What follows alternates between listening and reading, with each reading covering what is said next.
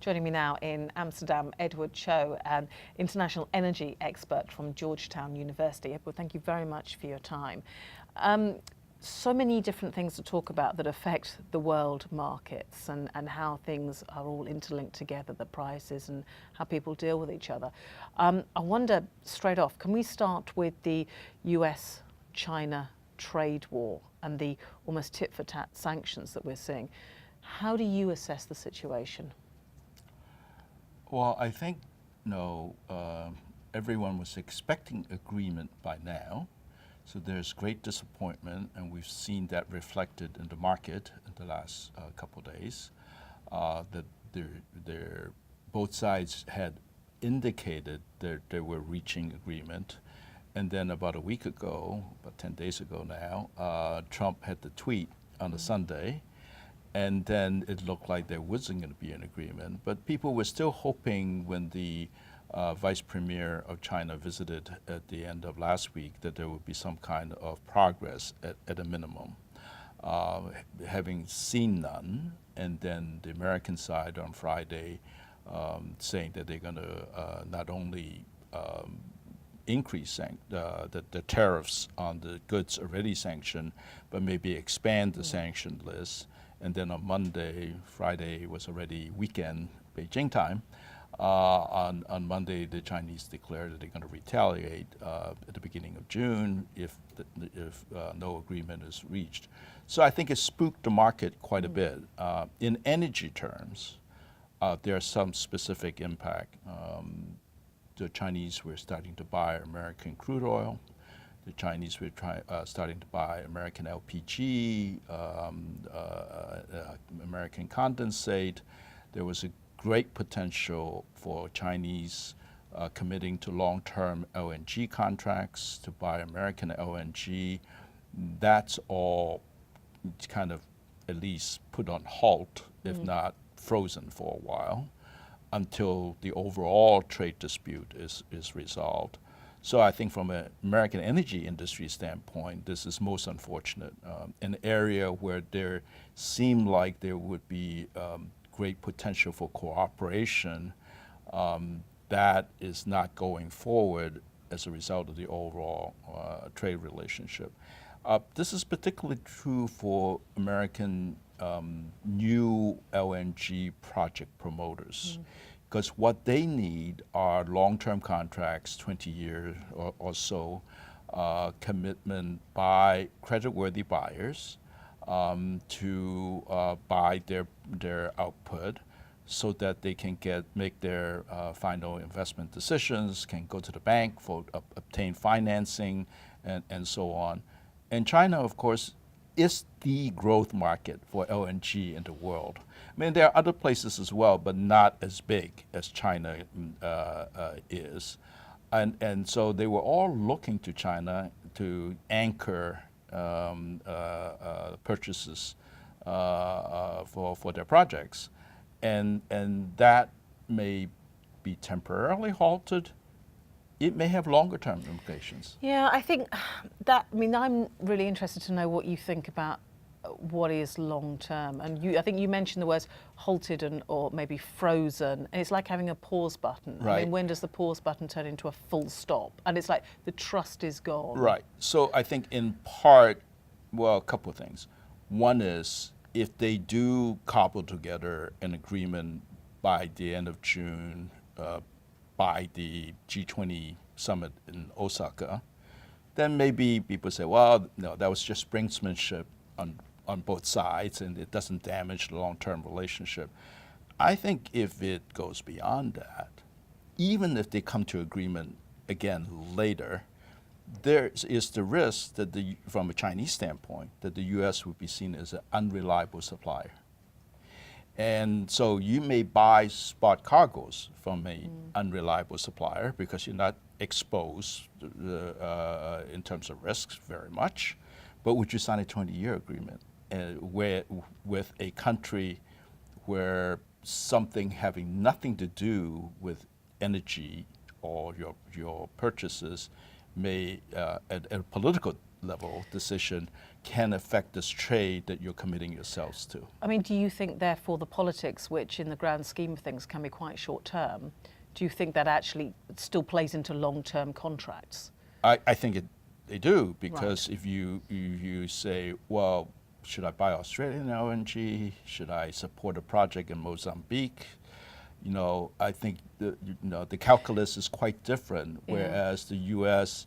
had the reputation of having a source of cheap gas domestically, rule of law country, a contract is a contract, and this all puts the conditions into question, whether they still exist, at least for China. Maybe that exists for India or some place else that we're not picking a fight with. But if you're a Chinese buyer, would you make a long-term contract commitment or not? So where would China go? I mean, if not the US, just out of interest, you mentioned Australia. Is that where? Well, so for example, even with the current tariffs, where the Chinese retaliated with a 10% tariff on US LNG into China, a retaliation against the current Trump tariffs on Chinese goods going to the US, cargoes are already being rerouted. So commitments that Chinese companies made to buy American cargoes, if they were to import it into China, they would have to pay a 10% tariff. But if they swap that cargo for Australian LNG, then they don't pay the 10% tariffs. So even that, in the short run, is affecting LNG trade around the world, because both U.S. and China are big players. We could talk about the US and China for a very long time, as I'm sure many people are. And we will. Yeah, and we will. Yeah, and you're right, for a good considerable amount of time ahead. Iran, though, is obviously another big political/trade question as well. And we're talking about this on the 14th of May, and it's just what happens next. I mean, how do you assess that relationship as far as energy goes, and where Iran now turns to? I mean, Rouhani has asked for more support from European nations. And I just bring all of that in together for us, if you could.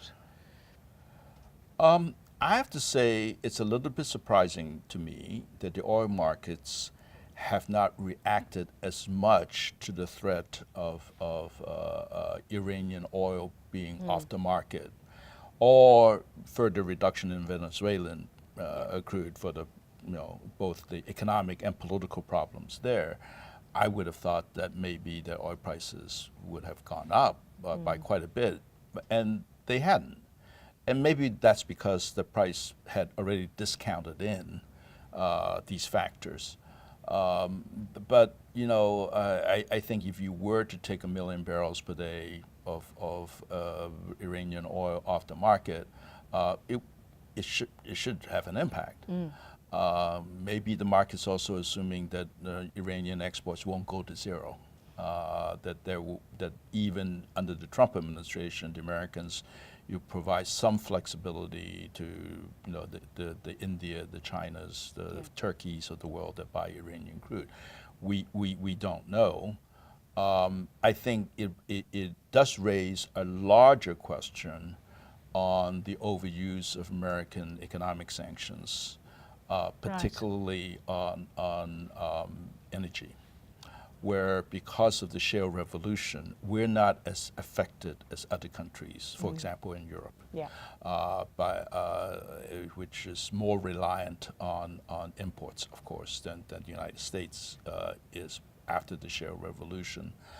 And so the whole idea of American secondary sanctions on other people who choose to do business, for example, with Iran, that's under American sanctions, I think that's become a big issue going forward, not just in this instance, but going forward.